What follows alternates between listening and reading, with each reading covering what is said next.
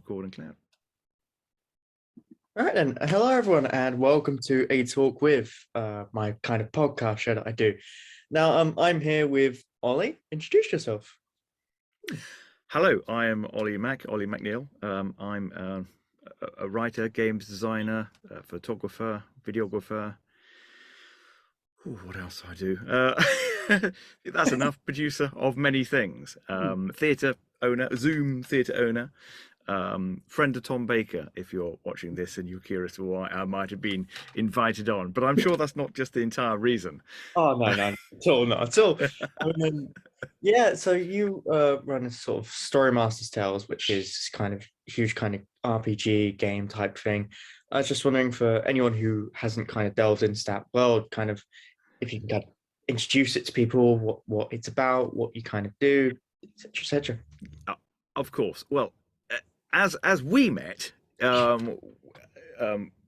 Rory was probably, I don't know, 13, 14, I think, many years ago, obviously. And I ran a theatre down in a place called Rye, and it was an interactive fantasy theatre where you'd come down the steps and you'd enter an amazing, hopefully amazing, fantasy world. So it had sets, it had music, lighting, but the difference between that and the theatre is that you would sit down and you would be involved in the show totally from beginning to end. And that really was a combination of many of my loves, many of the things I loved when I was growing up and a kid, and all those kind of things, role playing, and also theatre and live role playing and dressing up, all those kind of things that I really still enjoy now. And I wanted to bring that passion, that excitement that I got at that age to the audience, to people who like cosplaying, people who like storytelling, people who again like things like Doctor Who, and I thought it was the closest thing that you could get to going on one of those adventures. If you remember many years back, actually you're far too young to remember this, but when I was 13, 14, 15, there was a TV show called Nightmare. Doesn't ring a bell to me, but look it up. It was ITV, and it was all done in a green room, like a chroma key room.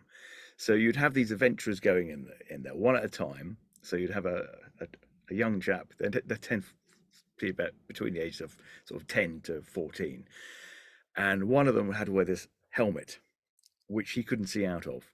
He was just basically blindfolded, and his other three friends would have to guide him on the adventure. And there'd be various, jesters and goblins and wizards, and the main character called Tragar would be guiding them through as well, and lightly humiliating them on the journey. And they would have to go side step left, Julian, move forward 2 spaces. There's a table in front of you. Oh, yes, I can see it. There's an apple and a banana and some kind of potion. Julia, could you take the potion? And it would be like that. And it would go from scene to scene to scene. And it ran for years and it got really popular. And, again, that was something I kind of thought, oh, I'd love to do that as a kid. Yeah. Let's make that a reality as well. So forward on a few years, I started working in theatre. I started making props and all these kind of things, and all this, and doing a lot of live role playing, a lot of dressing up, a lot of going in woodlands, being wizards and goblins and druids, all those kind of things, and playing with my friends and thinking this is so much fun. But there was always a sticking point. There's always a bit that you wouldn't get that many new people joining, because it's just quite odd. It's like Dungeons and Dragons. Yeah. For many people, they've heard of it, but actually taking that time commitment to sit down. I've got the books here, and they're just sat here, because to play it, firstly you need a group of mates, which is fine. You can find a group of mates, but then you have to meet up with them every week or so, and then you've got to meet up with them for a good few hours, a good evening's worth, and that's not an easy thing to do now. Everyone's very time committed, and then you've got to find someone who's going to read these and get a familiarity with it, and then run an adventure. So there are all these things that make people kind of go, sounds amazing, but I haven't got the time commitment. I can't. But at the same time, there's been kind of a spike recently with like stuff like Stranger Things and all these big TV shows kind of covering D&D and RPG games. They've kind of become like a main highlight of pop media. I don't know if that's more out of nostalgia for them or kind of, kind of bringing them I back to public. But I think it's a bit of both. There are different levels. There's like a beginner version, all these kind of things. But the ones who've been playing it for years, that these sort of real diehards, they have to meet up each time to yeah, really get into it. So that will rule out 90, maybe 95% of the people who actually kind of like to role play and give it a go. So for me, that's my target. That's yeah, my audience. They're the people I want to bring in. So all the things that would stop you, I kind of found the answer to or ignored. So yeah, rules. Do you need to know many rules when you're playing either the live version or the actual game version? No, they're really straightforward. You're into it within 10 minutes. yeah, Time wise, well, you can play a game hour and a half, the live version or the book version. Age range as well. I kind of expanded. I say if you're targeting, and again, I use Doctor Who as a perfect model for this. You know, it originally it was designed as a kids show. yeah. Rapidly, very rapidly became a family show, Mm. and then the people that were connecting to it at that age can follow it through and carry on, still enjoy it with all ages. And Oh yeah. again, that's something I deliberately went, okay, that is the market I'm going for. Mm. Those are the kind of people I want. Because how old, personal question, how old were you when you first got into Doctor Who? Oh, it must have Let, been let me guess. Let me guess. Don't answer. Let me guess. I reckon you were 7 or 8. much younger actually, because my dad got me into Oh, it really? was through a lot of people get into like the show and shows like that through family. Like I must have been around 3 or 4 when I first watched it, but from what I remember, must have been like it's sort of because that must have been a bit of classic Who here and there. But when it came to like Chris Yeah. Eccleston coming back, I was around 5 or 6. So that was kind of when I Yeah. and yeah, that's when I got into it. And then as I kind of grew up with it, obviously, as you said, it kind of spiraled into a family show. And actually, with the 60s and onwards, that was mainly when that happened. And it Mm. was kind of, it was growing up with it, you kind of understand it more. You kind of grow with it in a way. Your mindset grows with it, and you understand the darker, more adult themes alongside the kid themes. And I feel like that's it's a similar kind of outlook on your stuff and kind of role play in general. I think it's so brilliant because when I came to visit you for the live show back in I must Mm. have been around 11, 12, 13, 14, something like that. I could Yeah. understand it perfectly. It was a lot of fun. I think I went for a birthday party once, I think. That's right. Yeah, I think it's your 14th Must that you're have, going. yeah. And I Yeah. met you at my college because you'd come for I can't remember, it was like a fair or something, or like a Yeah. working thing. And I was immediately in fraud. It was completely down my like my alley. And I really enjoyed it. It was really easy to understand for all ages, whether you're a teenager, a kid, an adult. It was just really really fun, and I really enjoyed it. And then I did the Zoom one I recently. think I think fundamentally it's all down to storytelling. You know, Mm, if you can absorb that audience as quickly into your world as possible yeah. without the distractions and get them playing along, you're there. Mm, And we used, if you remember, a few years ago since I ran one like that. But I used certain techniques because my mother love is magic, but certain techniques that use in hypnotism. mm, So we used to get everyone to close their eyes. We used to get them to listen to this narrator basically tell them to astral project, come out of their bodies, flying up over the. So you're already getting your mind starting to work. mm. Before that, before we did any of that, I always used to come out and say, okay, look, who's done acting? You know, and everyone's kind of putting their hands up or not putting their hands up. You say, well, have you ever been to a nativity? Have you ever, done, let's pretend you've acted then, you've done acting. So everyone's acted. So we all know that, this here is not a real candle. Of So course. you put your hand over it. What happens? You burn yourself, but you pretend. So once you got that, you're going to get everyone on board. Yeah, they're Mm, not going to be kind of going, "Oh, that's a man with a mask on." You don't get that any longer. And it actually tends to be a lot of the adults who do that. So yeah. you're actually stopping them from trying to be smart asses. and getting them to kind of play on board. And once everyone's playing along, everyone's in it. It's like anything, like you're watching a great movie and everyone's absorbed, reading a really good book, you're absorbed, and then there's a lot more you can do with that audience. You know, with very little, you know, like we'd have, I don't remember this fella here. So that there'd be a scene, so we're halfway through the adventure, and they'd find this, and then we'd say, in all seriousness, and because at this stage you can say things seriously, and people go, all right, okay, yeah, that makes sense, yeah. And also the other thing is about not breaking character. If I pick it up and go, oh, let's see what, you know, it breaks the character, breaks the magic of the story. Any immersion. So we know it's, yeah, exactly. We know it's silly. We know it's not real. But if you you know, absolutely believe it is, it will be. So we go this, okay, well, we're going to cast a spell. We get someone hold their hand. And at this stage, you know, I was amazed. I was never stopped, and someone went, are you sure this isn't a little bit sort of devil worshipy? No. We never had that. Because at this stage, we'd have like an 8-year-old doing a necromantic spell, trying to raise the dead. in front of Granny. Yeah. But the way we presented it, it was fine. No one ever said. So you would get that, and then it'd rise up, and I'd just be holding it. Sorry, it's a bit broken. I've got to click. And it would start moving around and staring at people, and I'm just holding it, you know. And then I'd bring it over and stare in their eyes, and it'd start animating it, and because they're fixated on this, they're not on me. You know, it was good fun, and you'd get these really serious faces.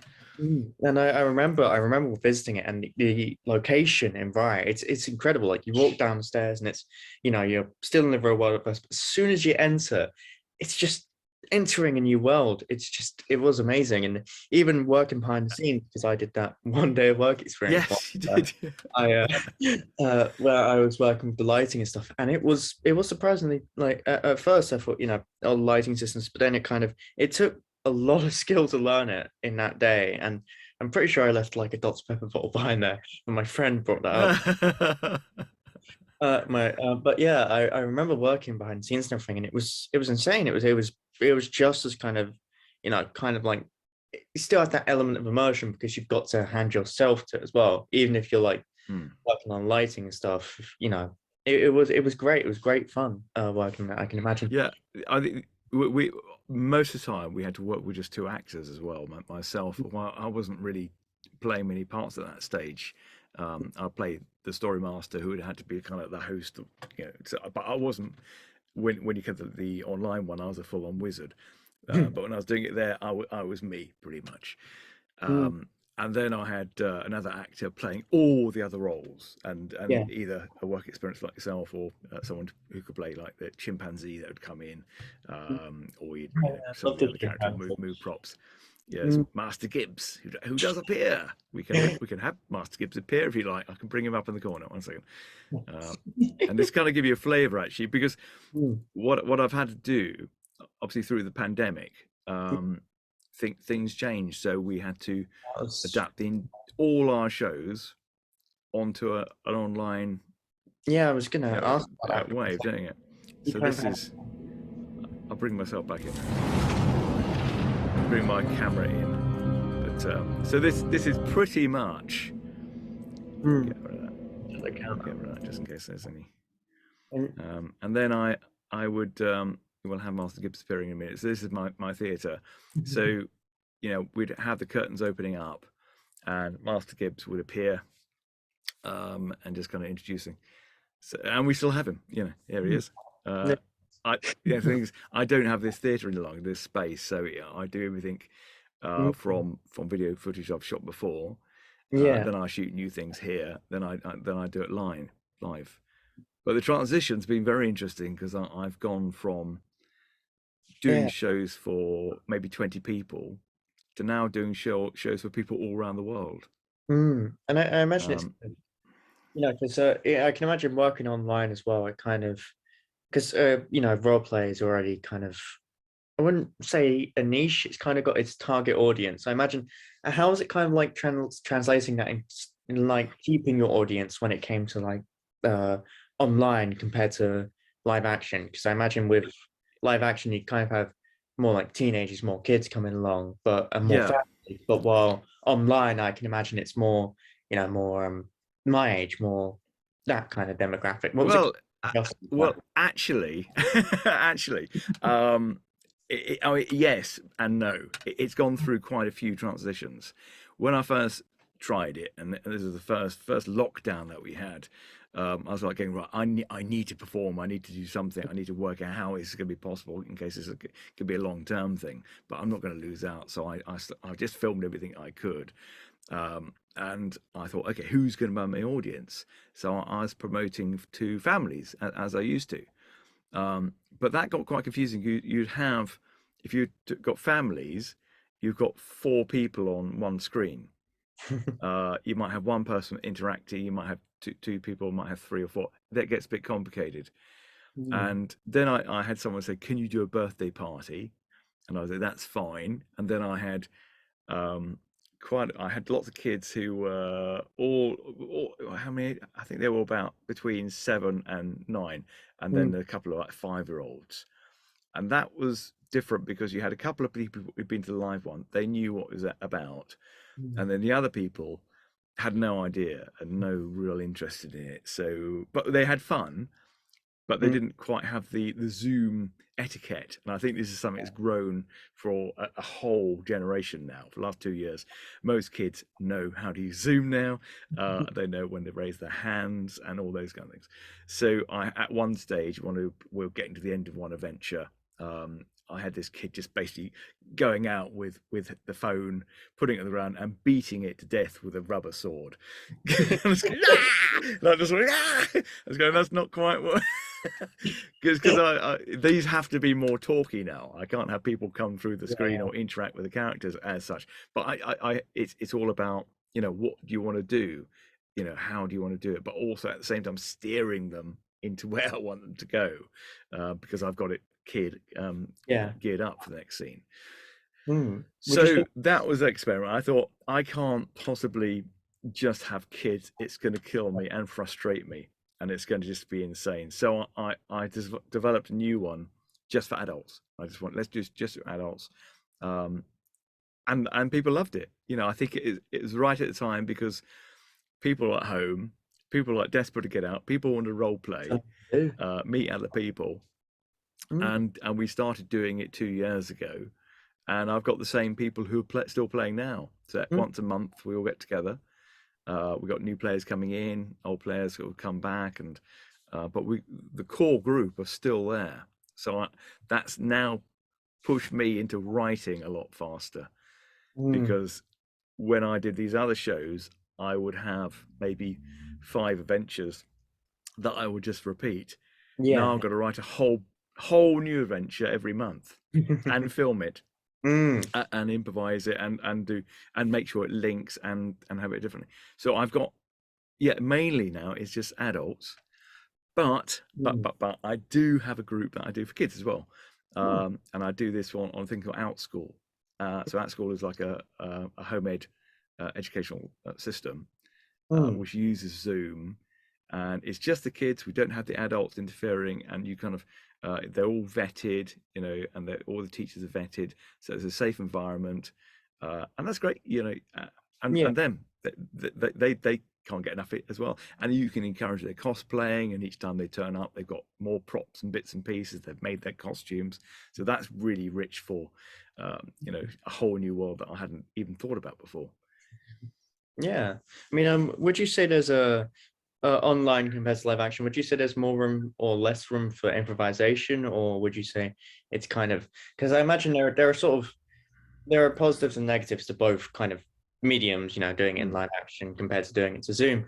What would you say the kind of main differences at first, the main challenges were at doing it on Zoom that you ran into compared to live action and vice versa? I I think for me personally, it was having the confidence that I could do the acting, Mm, because I always left that to the actors, and I never really considered myself, capable of doing it. But then I found quickly I could do the voices, and that kind of built my confidence.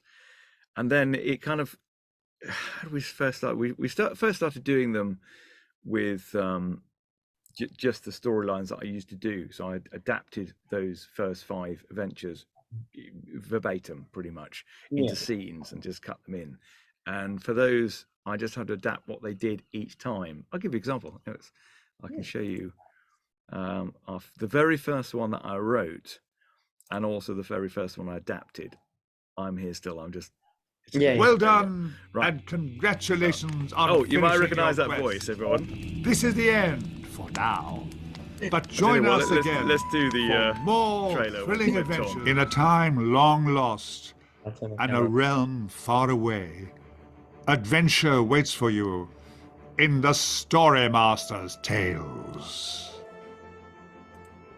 You have entered an alternative 18th century world full of magic, monsters, and mystery. A grim world that is both dangerous and dark, where the stories of folklore are terrifyingly real.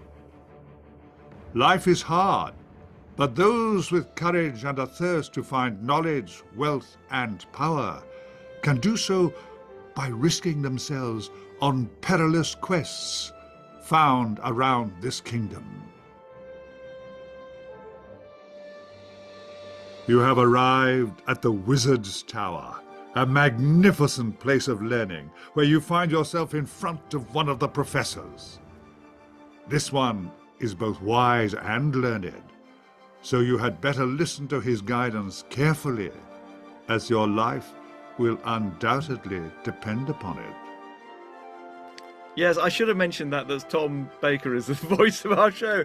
We kind of skipped past that vital bit of information for you. Hopefully they've made it through his 20-minute mark. What was it like working with Tom Baker on this? You've done a lot of photography with him, of course, which I've seen a lot of it. Absolutely amazing photography, by the way. You're an amazing photographer. Thank you.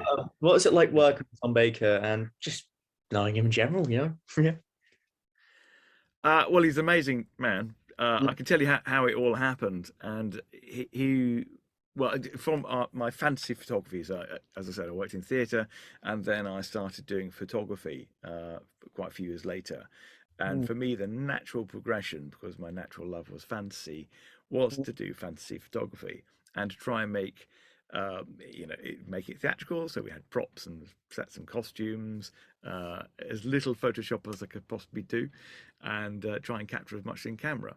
And his cleaners kids came along and had a shoot, and she showed Tom and his wife the photographs that I did, and what they didn't know is two things. Firstly, I tried to contact them desperately beforehand, and secondly, I had a TARDIS I built just outside my studio. They had no idea about that. So when they turned up, they contacted me and said, we're looking for a photographer for a calendar. Would you be interested? I was like, yes, absolutely, yeah, of course I would. So I invited them down. Initially, it was going to be that and also a headshot. But I wanted to. I thought, well, this could be a one-off chance of doing this one opportunity that I'll never get back. So I said to them, okay, that's absolutely fine. But while we're here, let's do some nice ones and make them a little bit different. So the very first shoot that I did, I should have prepped up the photographs. I'm sorry I didn't. No, it's all good. Don't worry. But I might be able to. Anyway, the very first shoot I did, you can look them up. Look up, Tom Baker ones. I'll put them in the description actually, where you can find them, and I'll also where you can find Storymasters as well. Actually, yeah, of course. I might be able to find it quickly actually, because I've got Dropbox in. Anyway, the very first one I did, I did a bit of research, a bit of Wikipedia looking. I noticed that he lived in France for a short amount of time. He did like wine. So I set up an area where he could just sit down and have a drink. And bear in mind, this is about 8 in the morning. So I had this black velvet table, and this huge glass, which was actually a christening glass. It had like a helix spiral in the stem. I thought it looked quite nice and timely. And then he popped along, and we spent it was only about 40 minutes together. But what I wanted to do was to make him very, very comfortable. I think Tom is most comfortable because his wife said he doesn't like having his photograph taken. He doesn't like it. So I was like, that's a challenge. Great. Okay. And all I had heard, during his last year at Doctor Who, he was quite difficult and quite demanding. So I thought, okay, I don't want any of that. Once you've been doing a job for 7 years, really, I can imagine I can imagine why he was kind of like that. And there was also everything going on with other board at the time, and a lot was going on. That's it. Yeah. I can imagine why it was difficult, but I think it also kind of adds to that season because he's kind of like old, kind of cold, kind of. You can kind of, especially for like his final story, it's kind of got that kind of. He's grown with his character, and it's getting towards the end, and there's kind of this bleakness to it, and it's kind of adds to it. Yeah. I think that was the So, but he wasn't that to me. He was actually fine to me. Oh yeah. Mainly because I had a bottle of wine waiting for him at 8 in the morning. So the way I shot it, I had my camera on a tripod. I just had it set to where I wanted. I knew he'd be sitting in a certain point. I had all the lighting set up, and I was using continual light, much like I've got at the moment. So continual light is when it's not flashing at you. So it's very like a TV studio. That's what continual light is. So I had it all set up, and it meant I could just sit there on the shutter and just when I needed to, and just talk to him eye to eye. And I remember asking him at the time about Big Finish, because I was looking at a lot of these things saying that they were desperate to get him, and they couldn't quite nab him. And he told me at the time, he said, "Oh well, they keep asking me. I'm really not sure. So I should have done it when Nick Courtney was alive, but unfortunately he kind of missed out on that. But he said I should do it." And I said, "Yeah, Tom, you should. Yeah, you should. It really is good. They're very good company." Oh, brilliant company! Absolutely fantastic. I mean, he obviously did a few BBC radio plays before that. He did a few for Doctor Who. It was Nest Cottage Chronicles, and like he did with quite a few actors from the show. I think it was a matter at the time. He sort of said it was dependent on the story, but he seemed to change his mind. So I think that was interesting. And then he had very short hair at the time as well, so I know he's kind of going, I'm not sure I like my hair this short. And so we did another shoot in Rye, where I had my studio, and this was it's a week after. His hair hadn't grown, by the way. he just told me this after. And they said, could they meet me in the graveyard at 7 in the morning? And I remember thinking at the time, I just couldn't believe it. I was going up and saying, if I could tell myself at the age I was watching him, I'd be meeting him in a graveyard on a misty morning up in Rye. I was like, wow. So again, the way I shoot sometimes is quite off the cuff. I'm looking around and seeing what suits the situation while I'm there. That was fine for that shoot. And then they had a calendar. They put a few of their own photographs together, and it was kind of forgotten. And I was looking at the photographs going, "We've got to do something with these. We've got to do something." So I said to them, "How about we do like limited edition prints, and you sign them off, and we'll send them off." And we went, "Yeah, okay, let's give that a go." And that's how we started, getting to know each other a little bit more. And we did another shoot, which was more of a studio shoot. And for that one, I did plan it, because it was in a studio. You got to know what you're doing. So I got an owl in. So we had this little owl called Blue, Because at the time I was doing these moon photographs. I thought it'd be fantastic him holding a moon with an Mm, owl on his shoulder, and he was also at the time talking about doing some Shakespeare sonnets. mm, So I thought, well, let's do some Shakespeare sonnets as well. So we dressed him up in that kind of garb, and also I got him dressed up as Sherlock Holmes. So I had oh, wow, because he did Sherlock he back in the day. A great he, adaptation. he played he played Sherlock and Moriarty Mm, at the same time. yeah. So that was so yeah, so I think it was more fun for him because where I was at the time, I lived quite near a fancy dress company.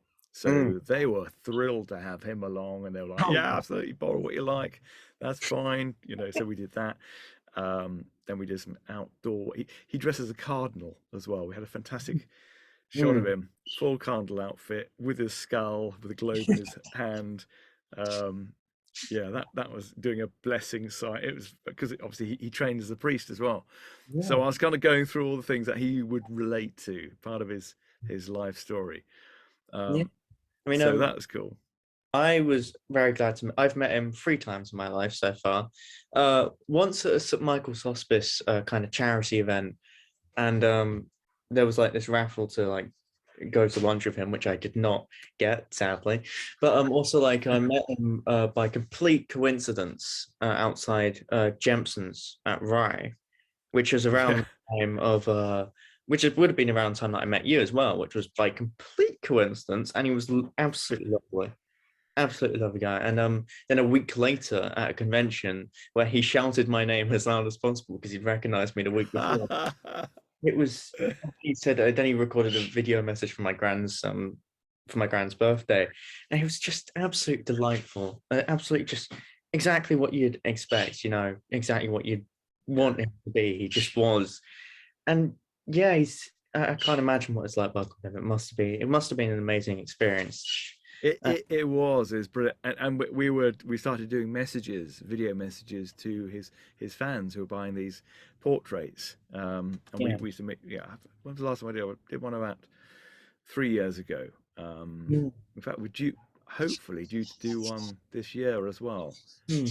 So that's exciting. He has lost a lot of weight, so we're going to have to photograph him Yeah, a little yeah. bit more I noticed differently. that because I went to a BFI event recently, and we were watching City of Death, and he did a special message for everyone. And yeah, he has lost a lot of weight recently, but yeah, it'd Yeah, be but he's still performing. He's oh still yeah, active, and he's still still doing still Big Finish as fantastic. well, which is Yes, he incredible. is. He did one with David Tennant recently, actually, which Out of Time, which I absolutely love. That I love all of his audio adventures. Really, Big Finish in general. It's because I make my own audios. That's kind of where I'm kind of delving into, and I was very much inspired by Big Finish, and they are an incredible company, and I'm so glad they got Tom. It wouldn't have been, it wouldn't have been the same if they didn't get Tom. But No, no. yeah. He does enjoy doing it as well. Mm. They love doing it, and I know that they've got because the other thing about pandemic is that they started recording at home, and that's so convenient now. It's the And you same, wouldn't know. really. Yeah. The pandemic was life changing in many ways. Especially with what you do, and it was during the pandemic that I kind of took my creative route, that I decided to kind of go into the creative industry. Don't know why it was the pandemic, but it was kind of like during the time, it just, we had nothing to do really. So it kind of, inspired me to go down that direction, which was, yeah, brilliant. And Yeah, another question that I want to ask is something that I kind of yeah, asked yeah. when I come on this show, really. It's more about your creative process in general and how you deal with burnout. Because I imagine with with what you do, I imagine, because you've obviously got the 5 stories that you mentioned, but writing new stories, I imagine Yes. the sort of expectation and or schedule. How do you kind of work around that if you're like going through burnout or something? How do you kind of manage? I wouldn't say burnout is more planning your time and knowing how long things might take, and just being organised. I at any one time I tend to have about 4 or 5 projects on the burn, Yeah. and if I'm getting a little bit tired with one, I'll start working on another. I just can't have one single thing happening. I need to be able to separate myself. Yeah. So, for instance, at the moment, I've got set off a lot of books out at the moment, but I've got two more that I've got the artwork done. I've got Yeah. three more planned after that, and then I've got the mini ones. Like when I had to write the adventure for my live crew, Mm. I will just because I know the world so well now, and I Yeah. roughly know what I'm doing. For the live ones, I don't have to write it fully out. You know, Mm. I can abbreviate it. So for me, for the live ones, I will write down maybe just the scenes. I'll go 1, 2, 3, 4, maybe 8 scenes because I know that'll be about an hour Yeah, the live one, it's broadcast. you and another actor, so I can imagine it's kind of easy to coordinate without heavily writing strict, full Yeah, worked out scripts. I can imagine it's because it's just you and someone else doing it. I can imagine it's yeah. somewhat Well, easier. now it's just me, So I have to kind of go, okay, what have I got available? How many different costumes? I have to prop it up and film it at the same time. All those have to be considerations. But you can get very creative now. You know, if you can't shoot it yourself, there's stock footage companies that you can get things down from. Yeah, So, but I try and film as much as I can myself. I might adapt to like a dream sequence. I might have someone there. But again, you can intercut it with other weird stuff that I can get the players to do, because you've got to remember it's not just your voice, it's your voice and the player's voice. So you have to write like leads for them, little plot twists for them to fill in and to discuss, and situations and problems for them to think about for each moment. So there's that side, and it doesn't take me too long to write one of those. I tend to write one in a couple of hours. I'll sketch it out, yeah. and then I will work out which I need to film, maybe 8 scenes, and then I'll just film that in a day, edit it in a day, and then perform it the next day. I don't rehearse it. I go straight into it. So I roughly know what I'm going to do and say, but it tends to be led by the audience, by my eight players at times. Don't tend to have any more than that because I want everyone to be able to talk Of course. and discuss I each other. And then I kind of imagined it working that way because, of course, with role play, you've kind of got to be open to improvisation. You've got to work it around the audience, as you said. I mean, and like specific plot points. And I believe you've also taken it taken your craft on tour occasionally. You've taken it elsewhere. What's that been like? well, this weekend was the very first time actually that I did my one-man show. I have taken it on tour. We went to Oxford and we did a 3-person show, Yeah. and that was great. That was in a shopping centre, and they built us this big marquee, and it was October. It was absolutely freezing that October, and it had curtains and various bits and pieces. It had my scenery that we literally transported up there from the theatre that spins around. It's got it's like hinged, and you turn it and you move it about. It creates corridors, rooms, all those kind of things. So we did that. We had groups of about 70 to 100 people that were performing to. Huge table. It was like a scaled up version of what we had down in Rye. And then we did a version for Hastings Castle, That's which great. was fun. That was more of a roaming adventure. So rather than us changing the scene in front of them, the audience would be moved to the next place, and then they would go round and round. So that was good fun.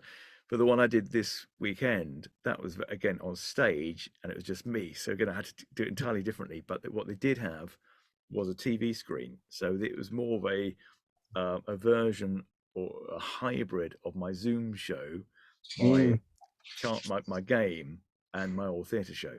So the screen stuff we had up, so they would look at that while it was doing a scene change, and they'd hear the music and the narration, and then I would still be the wizard, but I'll just change my voice and characterization each time with something different, and that worked really well actually. It could have been slicker because we had 30-second setup time from the end of the last act to all right, you're on now. It's like, yeah, we haven't set this up and haven't done that. I was like, okay, so I had to come out as or I decided to come out as John Swede, my trader, and move things around in character and boss the audience about, come in closer, come on everyone, go over here. Do you want a drink, my dear? All that kind of stuff. Yeah. And then as soon as it was wizard time, hello everyone, our adventurers, right? We need to. And then rather than having 2 players, I want everyone to get involved. So I had 3 players for 1 character. So we had 3 people sat on the bench and said, right, what are you going to be? And they decided to be the wizard. What's the wizard's name? Tim. Monty Python, Holy Grail reference. Tim the wizard. Excellent. So these are the wizards. Tim, the triplets, the conjoined triplet. And then we had a little girl who brought their parents along, and they were the Isabels. And then half the audience were supporting Tim's side, the other half were supporting Isabel. So everyone got to say. So it worked quite well that way. And then I had a little boy who was he is going to be the master of fate. So he rolls the fate for everyone. In the game, we have a 4-sided dice, and it decides 4 options. So he was the master of fate. Then in the book, we also have this is the game's way. I'll tell you more about these in a moment. Basically, have a matrix on the back here. So you put your finger to it, and then you pick a number. So one of the younger kids who couldn't do anything else, very happy to close their eyes and do that. So and again, they would find different things. So yeah, it worked. It did work. I had to kind of fake where they're going, so it was a more predetermined. So when you said, are you going north, south, east, or west? It was always going to be that location, no matter which way they went. Oh yeah. So, but you would give them options that I could do. So, for instance, if they went to Baba Yaga, I've got on a different thing now. Yeah, they end up getting the bloodstone. So I did also just think, hang on, I've got the set here. I'll put the bloodstone over there because I brought some props along. I'll get them to actually try and steal it off the stage while I'm walking around like a blind witch. And they did that, and that was kind of fun. So yeah, that was good. But let me tell you about the books, where we went from that stage. So basically, we had the theatre show, we had the Zoom show, and all this time I was having I had a box version of my game, which is called The Wailing Wood, which is based on the first 5 shows that we did on the stage in the theatre. And I wanted to get it out to more people, so I thought, well, I'll produce a game on Kickstarter. And like translate it from like that to a game version of what you do. Yeah. Well, we had the scenes, I had the characters. I wrote it quite quickly because I just put all those different quests that we had in the show into the book and kind of seeded amongst each other, and it just kind of quickly works, and you kind of think, has anyone done it this way before? And I couldn't see that anyone had, so I was going, this is a winner. So I did Wailing Wood, and then I did another called Dracodeep Dungeon, which was based underneath, so it was Dragon Adventures, Thorian Legends, all those kind of things. And then the latest one I brought out, Threatlord Town. And at the same time, I've not only can I kind of go, we've got the games here, but I can viz rep it with theatre and the soundscapes and the narrations, and put all those theatrical elements that work well in the show into people's homes, which again is a great thrill. So I've got those. And then last year, pretty much this time last year, I turned them all into full books. So before it was a box and cards and a book and dice and things, and then it became pretty quickly so expensive to send a box to America, which is half my audience. It was more expensive to send the box than it would be actually for them to buy it. So when it gets to that point, no one's buying it. The kids can't afford it. They're not buying it as presents. It's only kind of hard and fast gamers that are buying them, which is great, but it's not your main audience. So everything is adapted into a book, and then these can be sent. They're on Amazon, and you can. I'll put the links in the description as well. Thank you. Yeah, they're printed. So I've got that one. I've got another. I've got a Cthulhu horror one as well, because I had all these games already there. So it was a case of just adapting them, and it didn't take too long to adapt each one. This one is my horror one. Yeah, it's kind of cool. And this one, and I did do a horror one at the theatre, which wasn't this.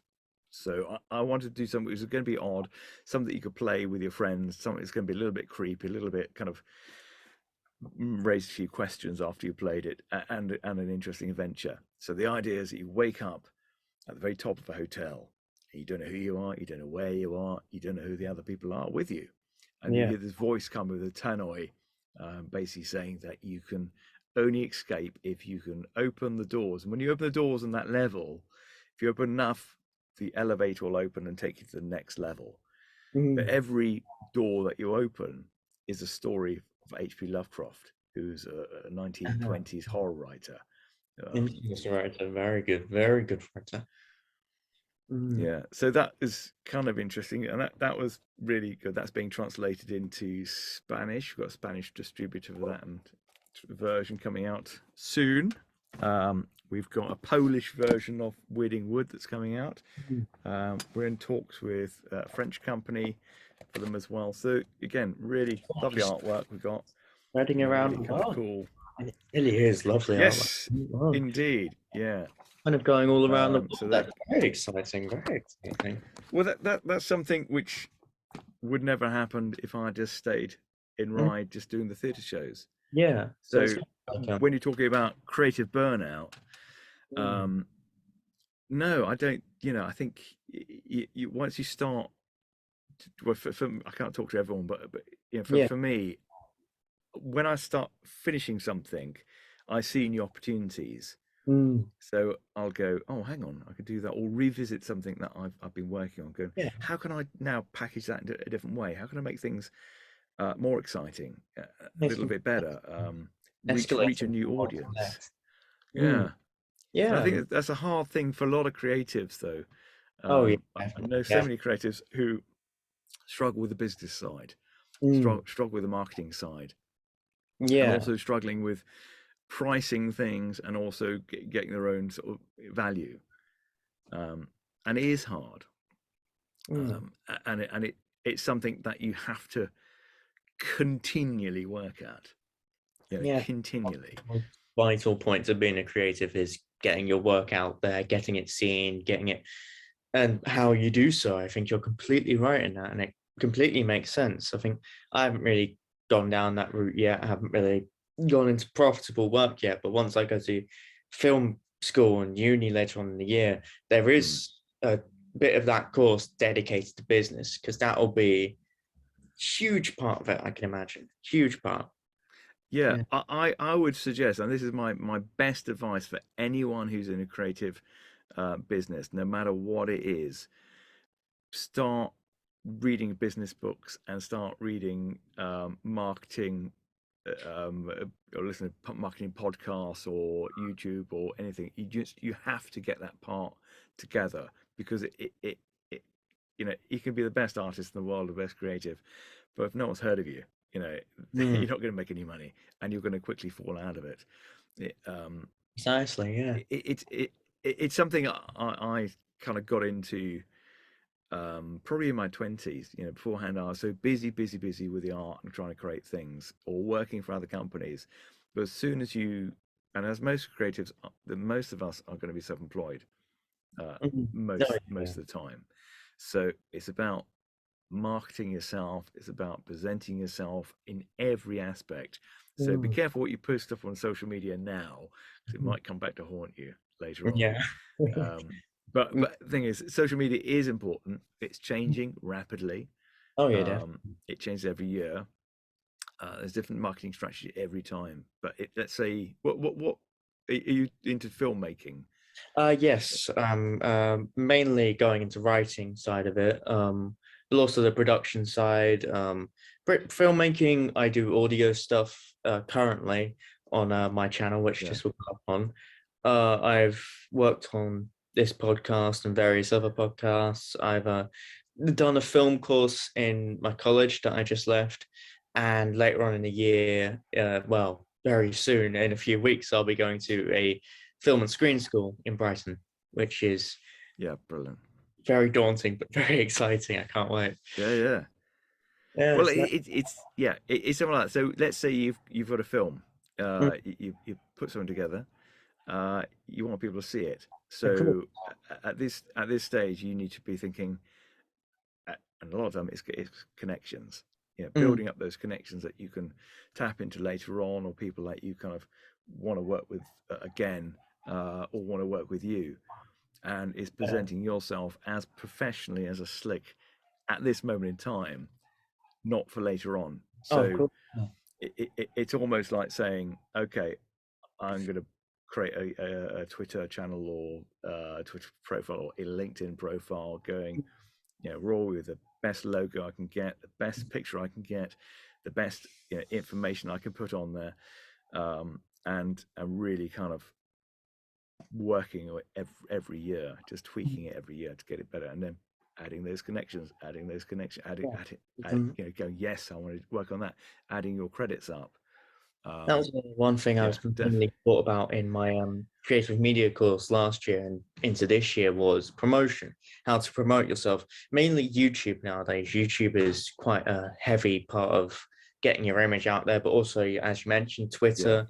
Twitter is it pretty much gets all your character across Twitter. yeah. That's where you want Blogs, all those kind of things. Yeah, to. Yeah, we have to I make. think the thing, Yeah. even today, I've been going through my entire website and tightening it up and putting new Mm, stuff on there, refreshing all images I haven't used. Kind of, oh, is that relevant? That's not relevant, you know. And you should every few weeks look back and see what you're doing, or yeah. go and go. Okay, let's have a look at marketing now. See what's new, what's come up. Mm. I was If watching one the other day, and people were saying, you know, talking about TikTok, and I was going, I don't really want to do TikTok, but there are a lot of people who do use TikTok really successfully. it You is know, a if great way to you, promote stuff. yeah, Yeah. you can have, but you can have it so that, let's say you write a blog about, start writing a diary of what you're doing that week. Mm, You know, start putting links in of things, keywords, and building it up, yeah. and then having maybe do a TikTok Mm. that now links to A lot that. of people do Um, YouTube and then grab a clip from YouTube and just put it on TikTok. And that's kind yeah, of, use one to promote the other and vice versa. It's kind of creates a cycle at the end of the day, a cycle of promotion. You use one to promote the other, to promote the other, to kind of go you around. can, but I mean, it may have changed again, but it's what I found through social media is every platform is slightly different. Mm, oh yeah. So don't take for granted that if you post on one and just post it all out to everything, that it will get the same traction. Mm. Because it You seems need like on to. TikTok there's a certain language, certain rhythm, which is very different to, you know, a podcast is long form format. A lot of Yeah. YouTube videos tend to be between 20 and 30 minutes. TikTok's a bit shorter. You've got stories. You know, a blog, if you're quite literate, blogs are great because they're getting seen by Google. Oh yeah, definitely. It's Um, an incredible you know, medium to use to kind of talk about yourself, to present yourself in ways that you couldn't on a YouTube video, couldn't in a podcast, couldn't anywhere else. It's all kind of different aspects of yourself that you can kind of portray in different ways and kind of promote yourself in different ways as well. And it can all go towards a sort of showreel, sort of CV, a showreel in a way, and you can hand it to people and or people will look you up, because that's the main thing about yeah. being creative, is that eventually someone will look you up and see everything you've done. It's a great way of doing things. It's all I, very important. I think the other thing is just to do as much as you possibly can as well when you're going through university and college. Just try different things. Try things that take you out of your comfort zone. You know, because you just don't know. You just never know that one job that you do, you might meet an amazing, you know, cameraman or amazing makeup artist or amazing actor. You know, if you look at, I always cite things like The Evil Dead. Mm. Um, have you seen The Evil Dead? Yes, yes. The very first one. Yeah. Um, Incredibly low budget. Well, it was, well, actually, it was low budget. I mean, they made one before that, which was incredibly low budget, even before Evil Dead. It was a 15-minute version, so that they showed it at late night drive-in, and then from that they managed to get backers for the next one, and then from that they managed to get the next one. But it's the first one was rubbish, second one was better, third one was great, and then he's doing Marvel movies. You've Oh, got yeah. someone like the guy who did Monsters. He filmed that on. Have you seen Monsters? No, I haven't. Again, I can't remember the name of the director. Look it up, Monsters.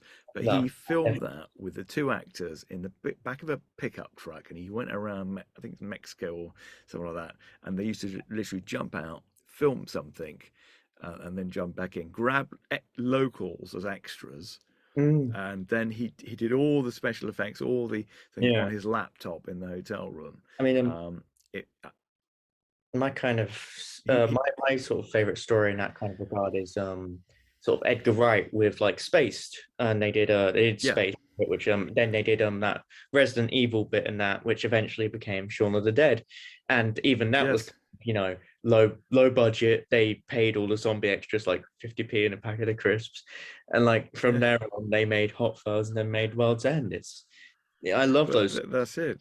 Yeah. Well, the guy did Monsters. His next movie was Godzilla. Mm. He went from I think it's a, you know, 500,000 to 120 million movie. So it's a case of just trying and doing things, cutting your teeth. You may have to do a lot of things for nothing. That's the only thing when you start off. But it's not, you kind of just clock out. When you know when to start valuing yourself and you're valuing your work, that's when you can start charging. But for the moment, you kind of go, right, let's muck in, let's do this, let's get it out there, let's have it done. Yeah. Which Experimentation I think is that's always valuable. key. I think recently I've been doing audio dramas in the past. This year I've leaned more into this sort of podcast. Been working on a Yeah. film, and I've got a music cover coming out in some time, which is for charity and stuff like that. Of the Yeah. song "Doctor in Distress." I don't know if you've heard of that song. Yes, I have. Yes, I Yeah. have. I got as many people as possible to sing that, and including a very special guest who I'll tell you after the call because I don't want to reveal it now. But Oh, fantastic. That's that great. so it's all about It's experimentation on your, because if you're not changing, totally. nobody's gonna nobody's gonna stay tuned. Nobody's gonna wait for the next one. Mm. That's Anyway, true. I can tell you a little story about I've got a fantasy podcast series. Sorry, it's just called the Fantasy Podcast. It's very hard to find actually because there's so many fantasy football I mean, no things that one I does. didn't know at the time. Mm. Yeah, so I didn't know you put a fantasy. It's like, but if you put fantasy podcast, Tom Baker, Tom's got 2 interviews on there. Mm. And I've got people like Ian Livingstone. I've got obviously my kind of fantasy world that I grew up Yeah. with. And the weird thing is, a lot of those people I ended up working with in some way or the other. So again, this is like something I thought I want to. If I do a podcast, I can get to know them. They'll get to know me a little bit. And when I go to where I want to go, then I may be able to call back on them. And that's happened, you know. And it's taking those podcasts that you're doing at the moment, Mm. blogging about them, and then putting promotions, you know, that way. And it's all Building up email lists and things. it all kind of gives you, as I said, it kind of gives you an insight into this sort of podcast gives an insight into myself as well as the guest. I think it promotes everyone pretty much involved, and I think that's what's so great about it, because all this is really is just a general conversation. There's no scripts, no editing, really, just you and me talking. I think that's kind of the wonderful thing about podcasts, how natural it is, Fall over. and that's kind of why I Well, went. absolutely. And Yeah, I think podcasting is interesting. We watched my wife and I watched a movie yesterday. Well, no, a TV series with I can't remember what it's called. Something about Pam, I think it's called, or something odd about. And that was a podcast, yeah, and then now it's a Paramount, you know, mini series. So podcasting is really kind of interesting at the moment as a interesting long form format. yeah, and There's it's a lot of people making careers out of it. very easy to get into as long as you kind of have the confidence and kind of have like the as long as you kind of have the guests that you can get along with, the guests that are kind of in tune with what you want to talk about in sync in a way, like you and me were very kind of nerdy into Doctor Who, into like all that, and into like role playing everything. And it's all a matter of finding guests that you can kind of just talk to, really, and that's the main thing about podcasts. I think the other thing about podcasts I find is you've got to really repeat the formula.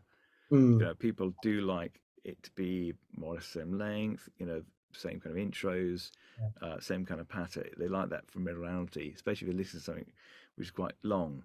On a typical podcast I listen to is normally an hour and 20 minutes. Mm. But I've got hooked on a load, you know, that there's one. And that's another thing. You listen to one and you kind of go, that's great. I'll listen to, you'll queue out another 20 and just listen to them after each other if you've missed them. I've been Mm. listening to what I called Tinseltown, which is all about the history of movies, which is Yeah, great.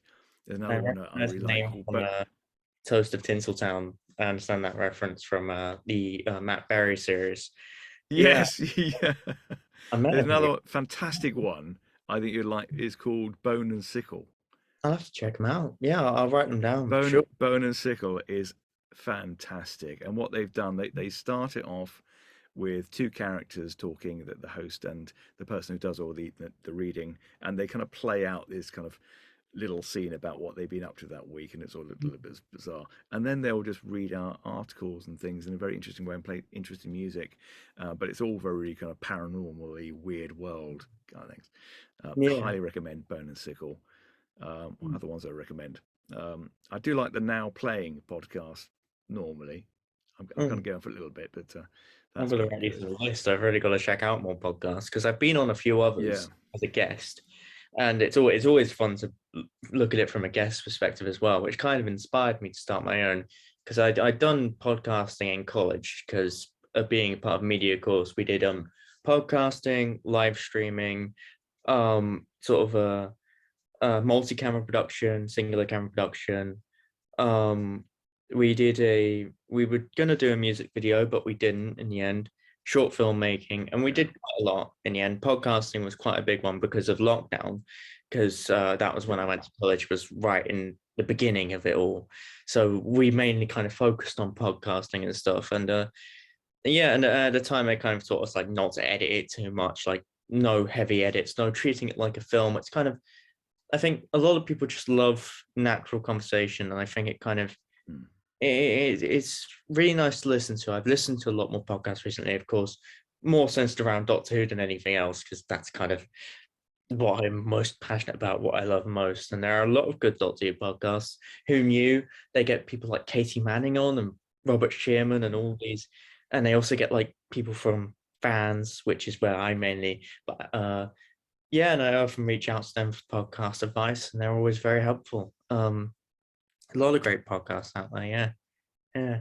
Yeah, no, they're fantastic. Yeah, highly recommend doing as many of those as you can, Mm. for as long as you can. Yeah. It can take a while for it to kind of crack, but you know, keep at Mm. it. And I think it's a And the other great. thing, so Yeah. I can tell you a little bit about the film work that I've done as Yeah, well. yeah, by all means. Sure, yeah. If you're off doing that, I did a little bit of work because I studied at the Guildhall School of Music and Drama.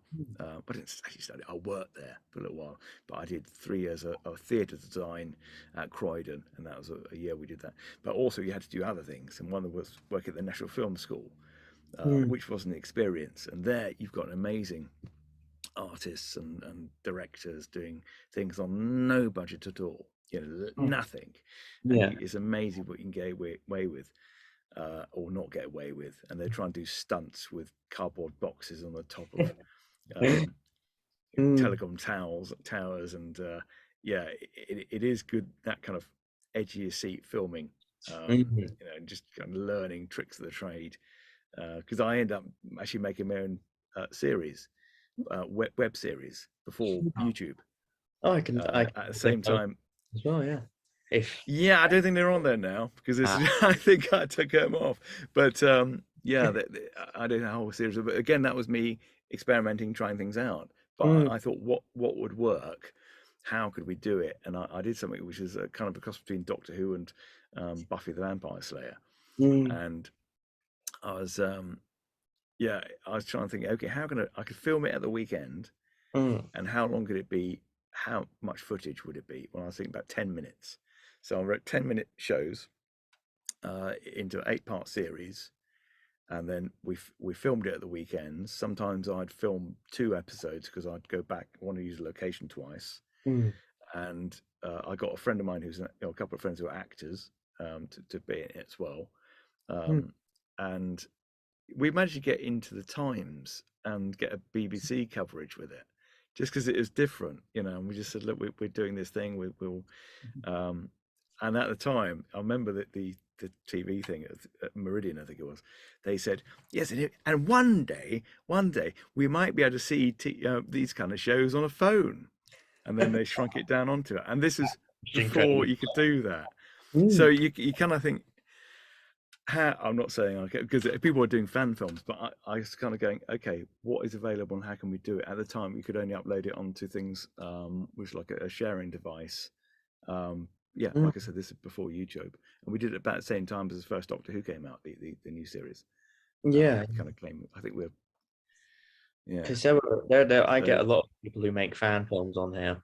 Fan films is a huge thing in the Doctor Who community, of course. A few before YouTube, few back then. A few that stand out to me are the Barbara Benedetti ones. Devious, if you've heard of Devious, which is probably one of the most infamous ones. And I get a lot of people on here from fan films. It's such a it's sort of a similar kind of. It's grown a lot since when it first started, that sort of thing. Of course, it mainly started when it was kind of cancelled and off the air, and that was kind of when people started, and it's kind of created this huge popular thing now with like huge fan creators making like their own Torchwood, their own Doctor Who, like their own professional cameras and everything. And I find it brilliant. It's an absolutely amazing, thing to get into. Working within that kind of the confines of, like if you were running the show, if you were playing the Doctor with your funny cosplay outfit and going about with professional. Did you ever watch the Star Trek one?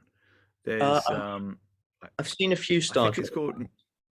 There's one, I think it's called New Voyages, and they've actually got the Enterprise set that they built it. To a few actual operation room.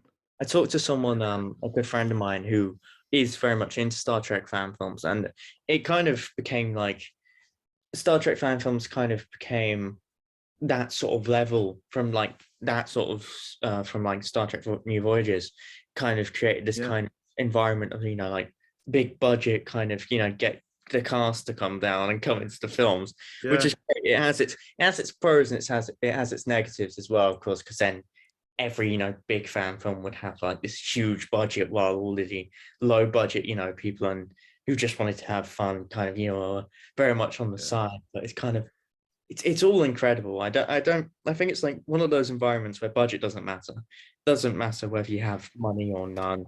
I think it's just fun. I think it's more open now because when I was doing them, you had to get a fairly decent picture. You needed quite a big camera, quite expensive camera, and lighting, and it was harder to produce. But now, your phone has a way better picture than we had 10 years ago. And of course, so it's open to everyone. You just look at the skill of the people up and coming now who are making YouTube videos and making TikTok, and it is so. Although just turn it into landscape. Stop doing this portrait thing. It irritates me because they're doing for everything now, even news reports. But no, I think the skill is there and the technologies are there. You've got people who can do amazing matte paintings now. Special effects are much easier to do now. It's opened up so much. But I think the trick is it's grabbing the people's interest. That's the hardest part because you're dropping the ocean now. So getting noticed and finding something that you can call your own and grow is difficult. I think it was it was quite a challenge getting into it. I got into it in March 2020, and that was kind of the perfect time, because it was kind of the perfect time for your show to go into Zoom as well, for the same reasons, really, is that nobody really had anything to do or watch or, do anything. So it kind of like, I threw myself into it just on a whim, and self-taught myself audio editing mainly. And it kind of grew and it grew and it grew. And it was kind of like, for me, I did it. Like, it was all these bonkers childhood ideas that I just brought to life and developed. And bonkers childhood ideas are the best.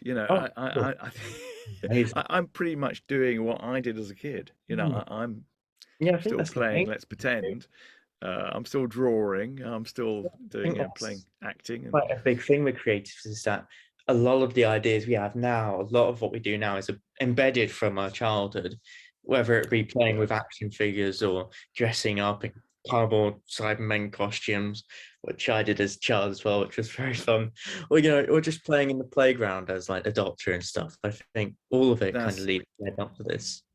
This weekend coming, I'm going up to London, and I had the book all prepared out here. Well, oh, it is. Okay, and it's the 40th anniversary of a book called The Warlock of Firetop Mountain.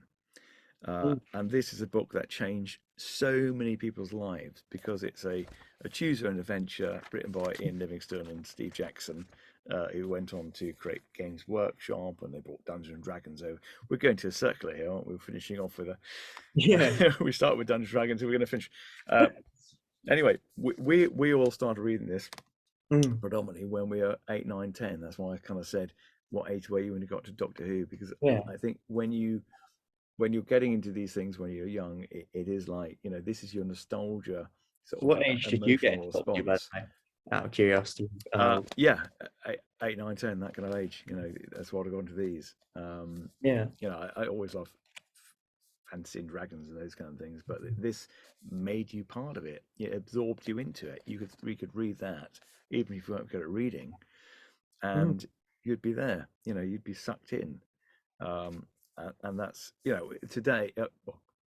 Today, it is. It's nearly 40 years since I picked that book up. It's not my birthday, but just saying it's around that time anyway. So I'm just in it. Thank you very much. That's great. Thanks. Sorry. So we'll wrap up in a minute. But before we do that, I believe you have some props that a few people that from Doctor Who have made for you that you can show off. Yes, I have. Yeah. I've only got one at the moment. I've got a mask over here that you use the Goblin. So this wasn't Doctor Who, but this is actually one of my favourite goblins. And he's rather fantastic.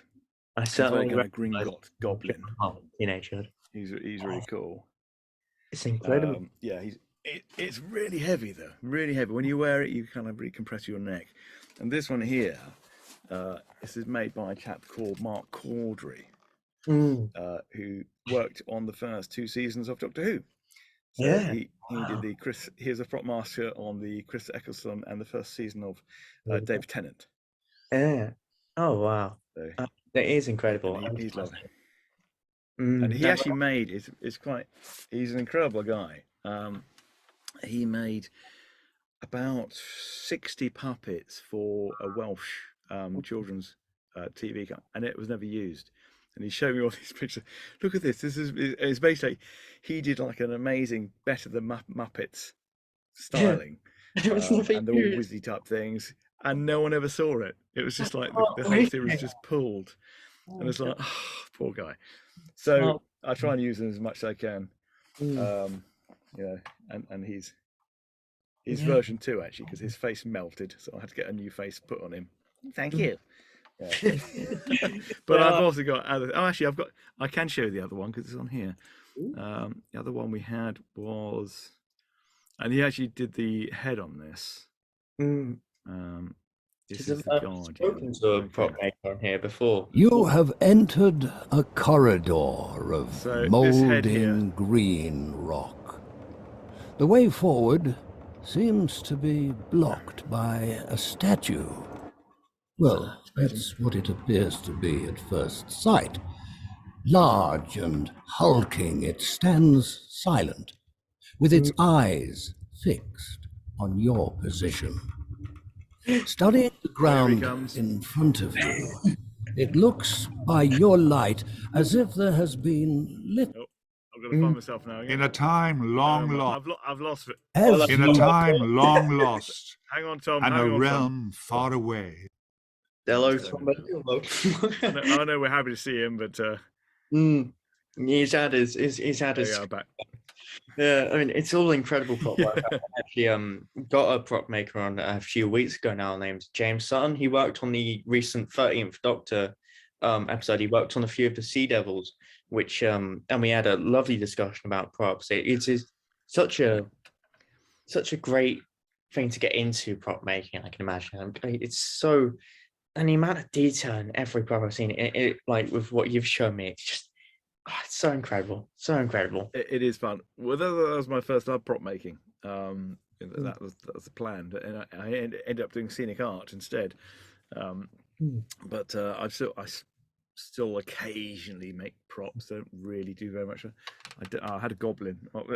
I made this a long time ago. That's my kind of skull helmet thing. So I made this. How many years? 20 years ago? No, 30 years ago. 30 years ago. So it's lasted well. Yeah, that's made that. Yeah, quite pleased with that. That was made with fiberglass car repair. Yeah, fiberglass stuff. So very cheap to make. Well, yeah, it's been a lovely talking to you today. I think that's a great way to close it off. Really, I think unless you have any other things you want to say, really, yeah, just anything. I don't, but thank you very much. But I do have one last word from Tom in a moment, but I will say my goodbye and thank you so much for having me along. Pleasure. And if there's anything you want to promote, from me, yeah, if there's anything you want to promote, just just say now, really, yeah. Well, Storymaster's Tales. So we have all those on Amazon. So go and check those out, and you can go to www.storymasterstales.com, and that will take us to everything we do. But for me, thank you very much, and for Tom, well done, and congratulations on finishing your quest. This is the end for now, but join us again for more thrilling adventures with the Storymaster's Tale.